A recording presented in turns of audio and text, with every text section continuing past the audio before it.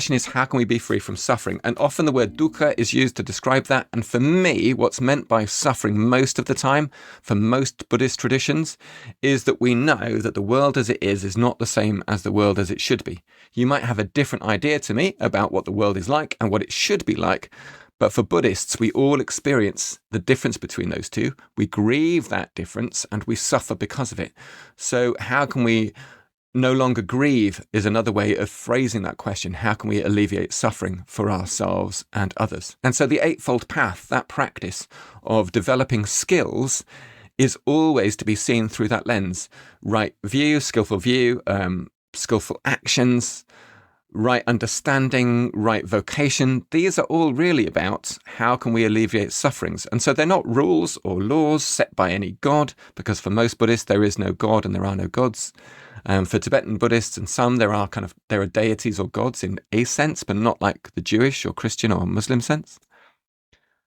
So it's not about like rules set down so much as skills to be trained in. It's much closer to virtue ethics, really. How can we develop the skills that alleviate sufferings in ourselves and others? And we know we're doing it better when we see the reaction to that is less suffering in the world right now in our lives, and in the other bits, the unintended consequences of our actions later. So we can see if it's working, if we are managing to be skillful by seeing if we suffer less and if other people suffer less with us around. And really that's the purpose of mindfulness as well. We hear about mindfulness so much nowadays in the West, partly because of people like Thich Nhat Hanh.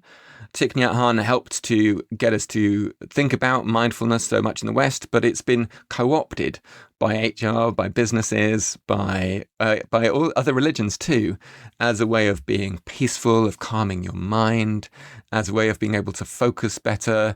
In terms of neurodiversity, people talk about it, how do you deal with ADHD through mindfulness? Okay, fine. But that's not the point, really. Mindfulness is an ethical thing. Mindfulness is about how do we alleviate our suffering and that of others. We are mindful so that we can think about the reality of and be in this present moment and not long for things in the future and not be held back by narratives or stories of the past.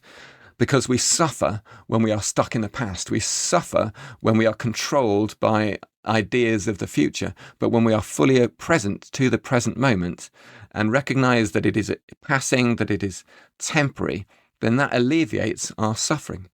And while people often talk about the aim of Buddhism being about total liberation, nirvana, being completely without suffering, actually, realistically, for most people, Buddhism is about how can we suffer a little bit less day by day, rather than like, how can we be the enlightened one?